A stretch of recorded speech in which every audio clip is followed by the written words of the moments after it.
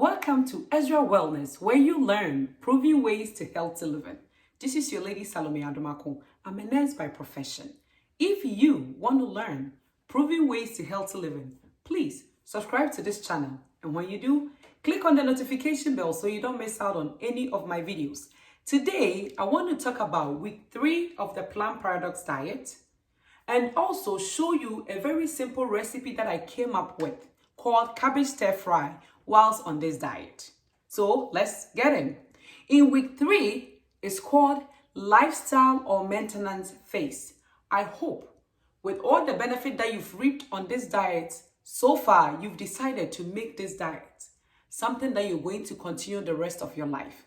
If you haven't, please consider taking that decision. And I know it will benefit you as it has done for me. Well, thank you so much for making that bold decision. I know you will not regret it. In week 3, you are going to continue to eat the same foods that you ate in week 1 and week 2. You'll continue to skip meals like you did in week 2. And then you'll continue to eat 1 carbohydrate a day. But in week 3, you are going to start to introduce intermittent fasting. And when I talk about intermittent fasting, I'm talking about you picking 2 days during the week. Normally, the beginning of the week, let's say you pick Monday and Friday.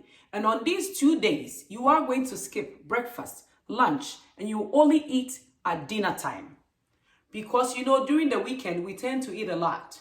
So when you pick those 2 days, it do help you to build the microbiome that you've started working on. And also, you want to give your stomach a break because we all work and we take time off. You want to give the stomach time off so that it will continue to heal. And also, if you're a Christian, remember, once you're fasting, don't forget to pray and get some spiritual empowerment too. And then in week 3, you are going to start to do some mild exercise like walking. You're saying to yourself, Solomon, you think I do have time that I'm going to exercise?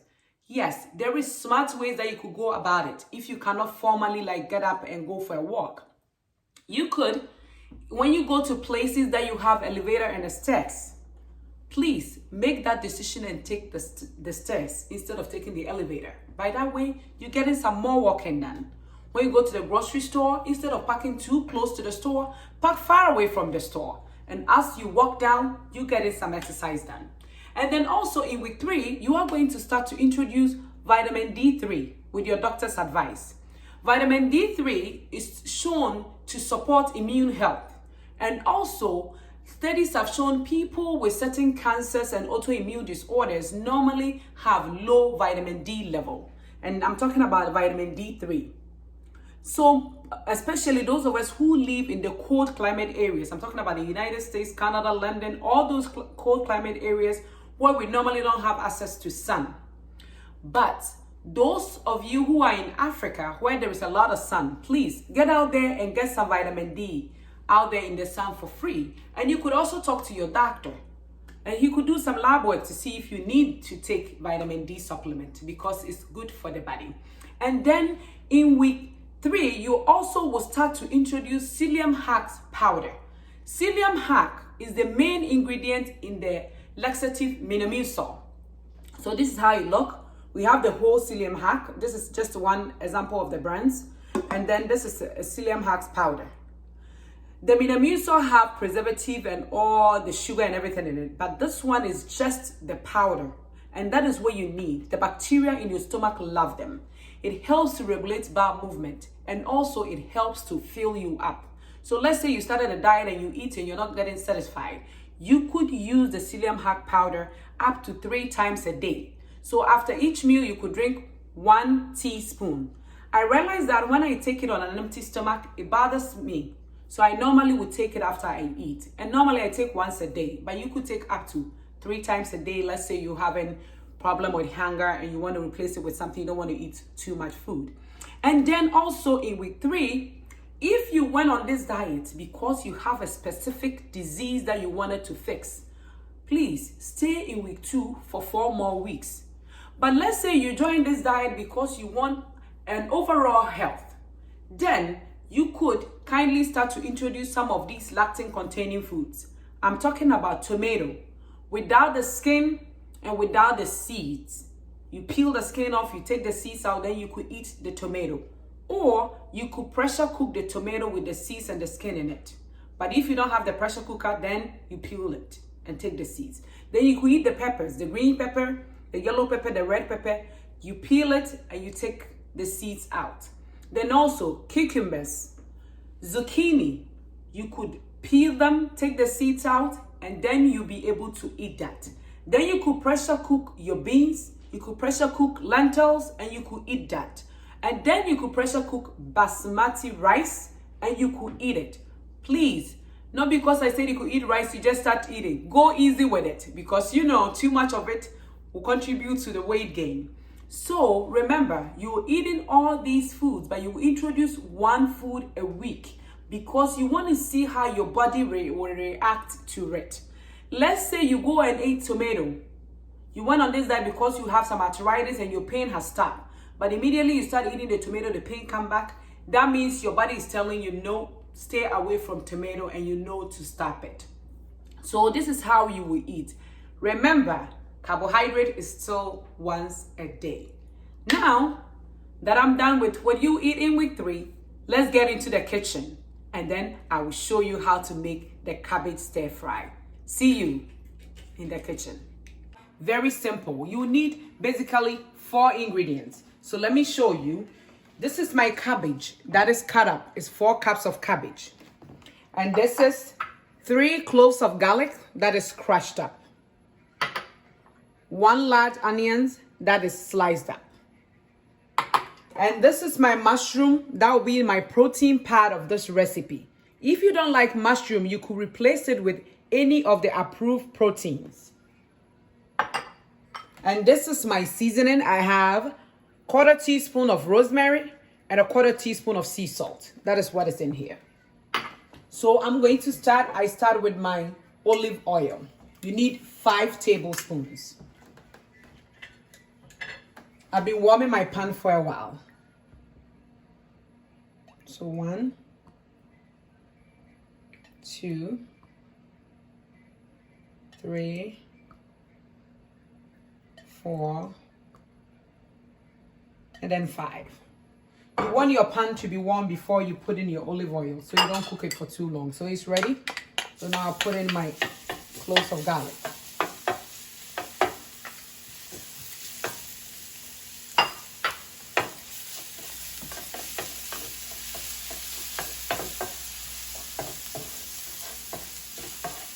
Keep stirring it.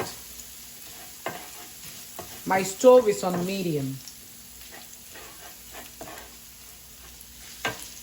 So once it starts to brown, since it will continue to cook, you add in your onions.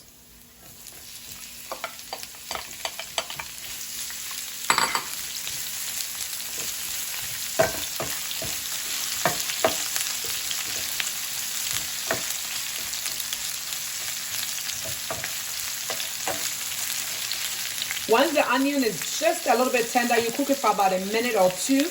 Then you add in your mushrooms because everything will continue to cook.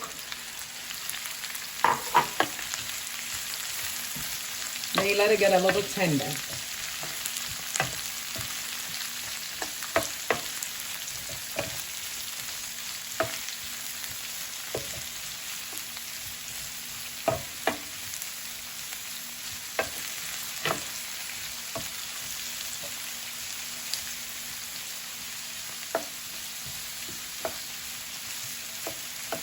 Once your mushroom look like it's getting tender, you don't let it cook all the way through because you will keep cooking everything. Then now you add in your cabbage.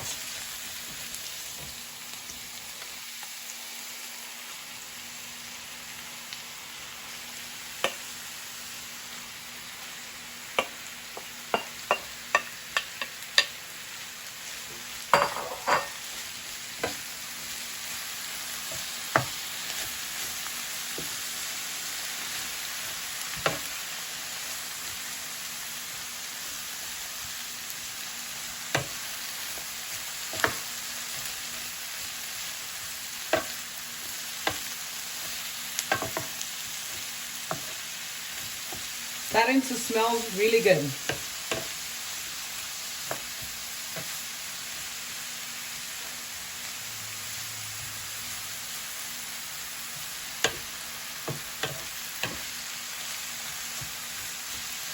Let it cook for a little bit.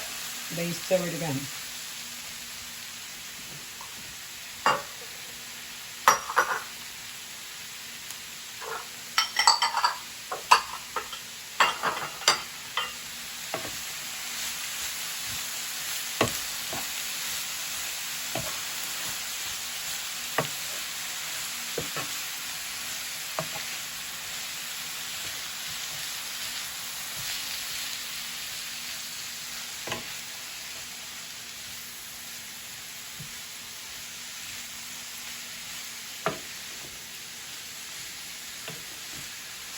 If you plan to take this to work the next day, you will not cook it all the way through.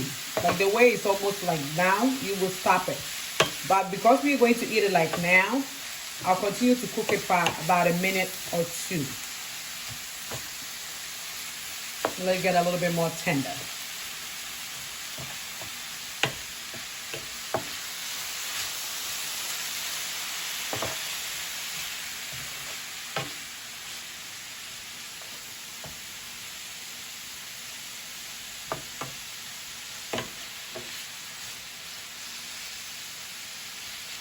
Looking good. Going to put on my seasoning. I put about a quarter teaspoon of everything. If you like more seasoning, once you put it on, you taste it. If you like more, you add it. We don't eat a lot of salt, so this is good for us.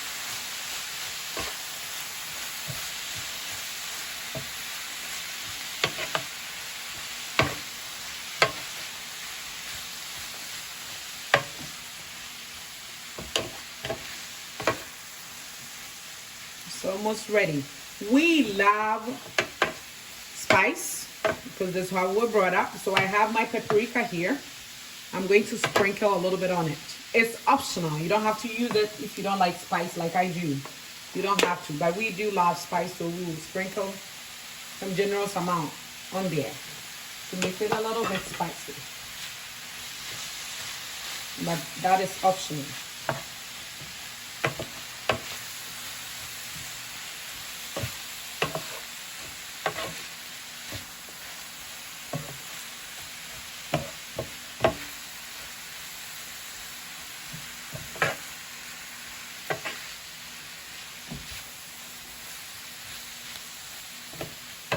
Once everything is all mixed together,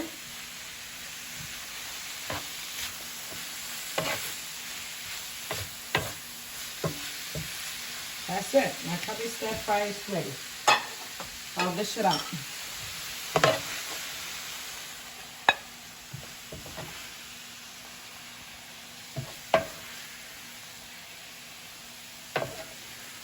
And this could feed 2 people.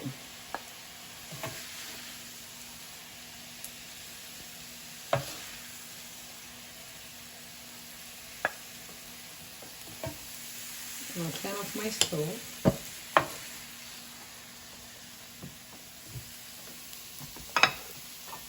And I'm gonna like my avocado to go with this. So this is half avocado that I've sliced up.